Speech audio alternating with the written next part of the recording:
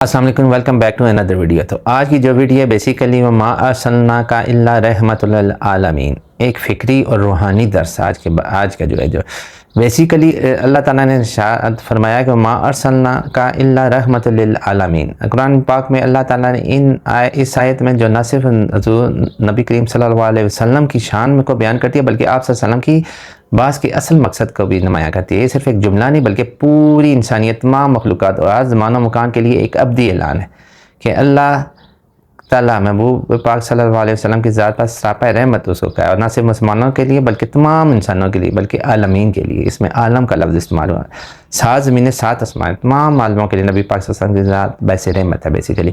تو آپ کو اگر ہماری ویڈیوز اچھی لگتی ہوں تو لائک اینڈ شیئر لازمی سے کیا کریں، چینل کو لازمی سے سبسکرائب کر دیں۔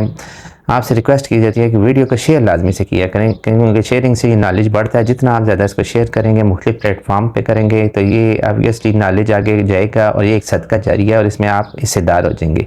اس کو شیئرنگ سے ہمارا مقصد یہ ہے کہ اس وہ نالج آگے ٹرانسفر ہو، جو دل بھی، جو جسم، جو روح اس سن کے اس پہ عمل کرتی ہے اور وہ اس کو اللہ پاک اپنا نور دیتا ہے، تو اس کا جو ثواب ہے وہ اس میں ہم بھی شریک ہوں گے، اور جتنا مجھے ملے گا اتنا ہی آپ کو ملے گا۔ اس لیے ریکویسٹ ہے کہ ویڈیو کو لازمی شیئر کیا کریں۔ تو اصل میں اللہ تعالیٰ نے کہا ہے جب ہم بیسیکلی قرآن پاک میں اللہ تعالیٰ نے الحمدللہ رب العالمین کہا ہے، جب ہم اس پہ غور کرتے ہیں تو ہم اللہ کی ربوبیت کو بیسیکلی تسلیم کر رہے ہوتے ہیں جو ہر مخلوق پر محیط ہے۔ اور جب ہم رحمت العالمین سنتے ہیں تو ہمیں یہ سمجھنا چاہیے کہ یہ ربوبیت اپنے نبی صلی اللہ علیہ وسلم کے ذریعے اپنی رحمت کا مکمل کرتی، گویا جہاں جہاں رب العالمین کا تصور موجود ہے وہیں رحمت العالمین کا فیضان بھی جاری ہے۔ یہ ایک الہی ترتیب ہے، ربوبیت اور رسالت، پروردگار کی نگرانی اور محبوب کی شفقت اور خالق کا انتظام اور نبی کی رہنمائی۔ کائنات کا کوئی گوشہ، کوئی ذرہ، کوئی مخلوق ایسی نہیں ہے جہاں پہ اس کی رحمت نہ پہنچتی ہو، یہاں تک کہ وہ اجسام جو ہمیں بے جان نظر آتے ہیں وہ بھی رسول اللہ صلی اللہ علیہ وسلم کے نور کی روشنی میں فیض یاب ہوتے ہیں۔ سورج، چاند، ستارے، زمین، آسمان، دریا، پہاڑ سب اس نبی کی رحمت کے تحت ہیں۔ قرآن پاک میں اللہ نے کئی جگہ پر فرمایا اللہ تعالیٰ نے، اور اس کی ہم نے پڑھا بھی ہے کہ اللہ تعالیٰ تمام مخلوقات سے خطاب کر کے کہتا ہے کہ وہ اطاعت میں ساتھ تسلیم کرتے ہیں۔ یہ اشارہ اس طرف ہے کہ رسول اللہ صلی اللہ علیہ وسلم کی رحمت ہر نوع پر محیط ہے، شعور و غیر شعوری، جاندار اور بے جان۔ جب کسی چیز کو عالمین کا خطاب ملتا ہے تو وہ محدود نہیں رہتی بلکہ لامحدود ہو جاتی ہے۔ عالمین صرف انسانوں یا دنیاوی قوموں تک محدود نہیں بلکہ یہ ایک ایسا دائرہ ہے جو ماضی، حال، مستقبل ان دنیاؤں کو بھی شامل کرتا ہے جن تک آج تک ہماری رسائی نہیں ہو سکی۔ جب اللہ اپنے حبیب کو رحمت العالمین کہہ کر مخاطب کرتا ہے تو اس کا مطلب ہے کہ آپ صلی اللہ علیہ وسلم کی رحمت زمان و مکان کے ہر دائرے کو کور کرتی ہے۔ یہی وہ نقطہ ہے جس پر ہمیں گہرے سوچ کی ضرورت ہے کہ ہم رسول اللہ صلی اللہ علیہ وسلم کی حدیث مبارکہ پڑھتے ہیں، ان کے سیرت کا مطالعہ کرتے ہیں، مگر ہم میں وہ نرمی، وہ یعنی طبیعت میں رحم کیوں نہیں پیدا ہوتا ہماری؟ کہ قرآن پاک تو کہتا ہے رسول اللہ علیہ وسلم جو بالمؤمنین رؤوف الرحیم، یعنی اللہ تعالیٰ اپنے نبی صلی اللہ علیہ وسلم کو نرمی اور مہربانی کا پیکر قرار دیتا ہے۔ پھر ہم ان کی امت ہو کے سخت گیر کیوں ہو گئے ہیں؟ کیا ہمارے دلوں پر پردے پڑ چکے ہیں؟ کیا ہم نے سیرت کا صرف ایک قصہ، ایک تاریخی دستاویز سمجھ لیا؟ آج جب کوئی حدیث بیان کی جاتی ہے تو اس کا اثر سننے والوں پر کیسا ہوتا ہے؟ کیا ان کی آنکھوں میں آنسو آتے ہیں؟ کیا ان کے دل میں نرم ہوتے ہیں یا وہ مزید شدت، تنگ نظری اور سختی کی طرف مائل ہوتے ہیں؟ ایک بہت بڑا سوال ہے جو ہمارے مذہبی مزاج پر سوالیہ نشان لگاتا ہے۔ اگر کوئی شخص واقعی حدیث رسول صلی اللہ علیہ وسلم کو پڑھتا ہے اور اس کے دل میں حضور صلی اللہ علیہ وسلم کے لیے سائل کریمہ کی طلب پیدا ہوتی ہے تو اس کا اثر سب سے پہلے اس کے اخلاق پر ظاہر ہوتا ہے۔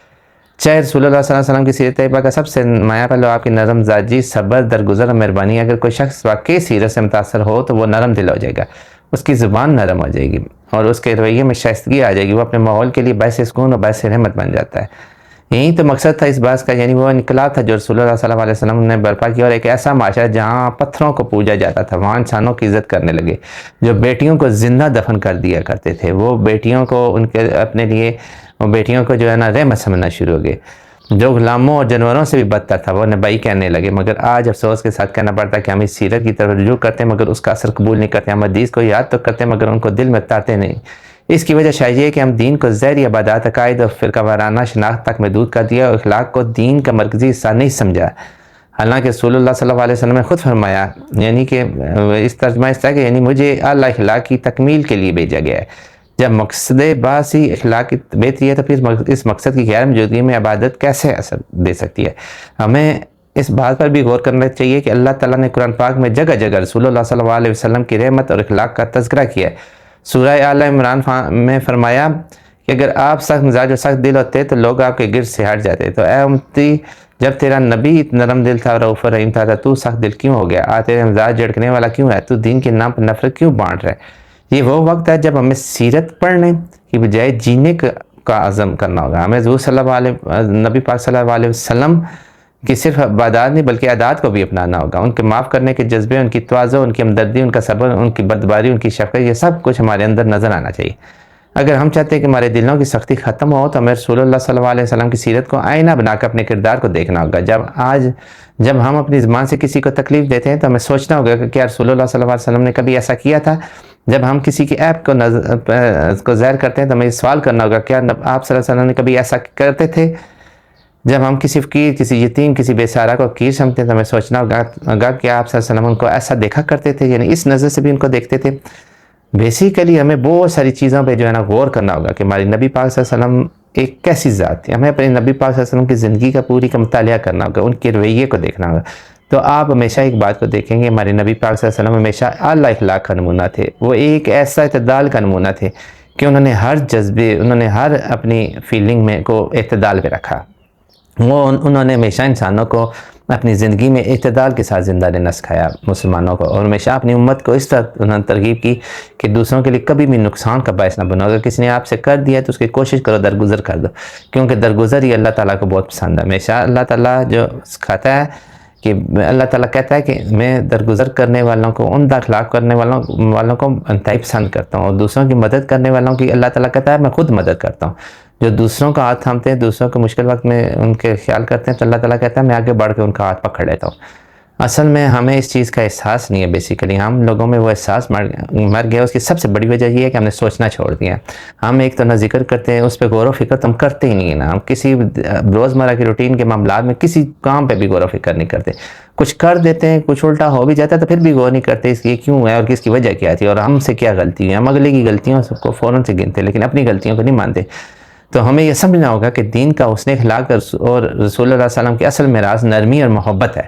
یہ ہمیں سمجھنا پڑے گا. تو ہماری مسجدیں، ہمارے محلے، ہمارے گھر، ہمارے بازار امن کا گہوارہ بن جائیں گے، تبھی ہم سچے امتی کہلا سکیں گے. ورنہ اگر ہم نے دین کو صرف ظاہری بحث و کلامی طریقوں تک محدود رکھا، یعنی کہ جس طرح باتیں کرنے تک محدود رکھا، یا میں جس طرح آپ سے باتیں کروں گا صرف یہ باتوں تک رہے، اسے میں اپنی زندگی پہ امپلیمنٹ نہ کروں، اپنے اخلاق کو بہتر نہ کر سکوں، کسی اپنے نبی پاک صلی اللہ علیہ وسلم کسی ایک عادت کو بھی نہ اپنا سکوں، تو پھر تو بات ختم ہو جاتی ہے. پھر کیا ایسی باتوں میں اثر کیسے ہوگا؟ اس کا اثر اس کو آپ اس ویڈیو کو شیئر تب کریں گے جب میں یہ باتیں دل سے کر رہا ہوں گا. آپ تک یہ پیغام پہنچا رہوں گا کہ ہمارے نبی کا آپ کی نالج میں اضافہ کرنے کی کوشش کروں گا، کہ اگر آپ کو نہیں پتا تو آپ کو بتانے کی کوشش کروں کہ ہمارے نبی پاک صلی اللہ علیہ وسلم ایسے تھے، ہمیں ایسے بننا ہے. تو پھر وہ اثر کرے گا. جب اس تک کریں گے باتیں اسی طرح، تو ظاہر اسی بات ہے وہ پھر اس نے اثر کیا کرنا ہے. تو اگر ہم اس دین کو صرف ظاہری بحث یعنی کہ رکھیں گے تو وہی بات ہے کہ تو اس طرح اصل میں سیرت رسول صلی اللہ علیہ وسلم کا موضوع جو ہے بیسیکلی ایک علمی موضوع ہے. حقیقت میں دیکھا جائے تو یہ ایک بہت بڑا علمی ایک موضوع ہے. اس کو پہ ہم ڈسکس کر کے، اس کو پڑھ کے، اس پہ بات کر کے ہم اپنی پوری کی پوری زندگی کے ایک ایک لمحے کو سنوار سکتے ہیں اگر ہم سوچیں تو ہم دین کی اصل روح سے محروم بیسیکلی اگر ہو جائیں گے اگر ہم نے ان کے علمی موضوع کو اس طرح نہ کیا، اس میں سے سرسری اس کا مطالعہ کیا. اور یہی وہ المیہ ہوگا جس کا تذکرہ شروع میں کیا. جو ہم حدیث میں بڑھتے جا رہے ہیں، دل اتنے سخت کیوں ہوتے جا رہے ہیں؟ اس کا جواب یہی ہے کہ ہم نے حدیث کو صرف زبان کا حصہ بنایا، دل کا حصہ نہیں. آج ہم کو بیسیکلی عہد کرنا چاہیے، ہم سیرت طیبہ کو صرف علمی نہیں بلکہ عملی زندگی کا حصہ بنائیں گے. ہم رسول اللہ صلی اللہ علیہ وسلم کی ہر عادت کو اپنی زندگی کا زیور بنانے کی کوشش کریں گے. ہم دوسروں کے لیے وہی نعمت بنیں گے جو اللہ کے نبی صلی اللہ علیہ وسلم ہمارے لیے بنے تھے. تبھی یہ دنیا پھر سے امن و محبت اور ہمدردی کا گہوارہ بنے گی. بے شک ہم اتنے نہیں بن سکتے کیونکہ نبی پاک صلی اللہ علیہ وسلم کی ذات جو تھی وہ اعتدال کا ایک بہترین نمونہ تھی. لیکن یار اس پہ تو چلنا تو چاہیے نا. تھوڑا بہت آپ چل رہے ہیں، اتنا چل رہے ہیں کہ ہمارے نبی کل ہم جب اس دنیا سے جائیں تو قیامت والے دن جب سوال ہو تو ہم اپنے نبی کے سامنے کھڑے ہو کے یہ تو کہہ سکیں کہ ہم نے جو ہے نا وہ اپنے طرف سے پورا حق ادا کرنے کی کوشش کی ہے. تو ہم رسول اللہ صلی اللہ علیہ وسلم کی زندگی کو ہم دوسروں کے لیے وہی نعمت بنیں گے جو اللہ کے نبی ہمارے لیے بنے. تبھی اور یاد رکھیں اگر آپ سچ میں رحمت اللہ عالمین کے امتی بننا چاہتے ہیں تو آپ کے دل، زبان، ہاتھ اور عمل سب میں رحمت کا اثر نظر آنا چاہیے. یہی آپ کی پہچان ہوگی اور یہی نجات کی راہ ہے. بیسیکلی یہی آپ کی اس دنیا سے سیف ایگزٹ کی جو ہے نا راستہ ہے بیسیکلی، جو نبی پاک صلی اللہ علیہ وسلم نے کہا یہ سیف ایگزٹ ہے. اگر آپ اس سے سائڈ پہ ہو گئے تو آپ کا جو ایگزٹ ہے وہ پھر اس کا انجام کسی کو نہیں پتا. لیکن ہاں اگر آپ اللہ کے رسول کے مطابق اپنی زندگی کو گزارتے ہیں تو آپ کے پاس سیف ایگزٹ ہے، کیونکہ آپ کے نبی نے یہ زندگی گزاری ہے. آپ کے اعمال میں، آپ کے حرکات میں، آپ کی زندگی میں نبی پاک صلی اللہ علیہ وسلم کی ان عادات کی جھلک نظر آنی چاہیے. پھر سمجھ لیں کہ آپ کامیاب ہو گئے، آپ دنیا سے آپ نے سیف ایگزٹ کر لیا.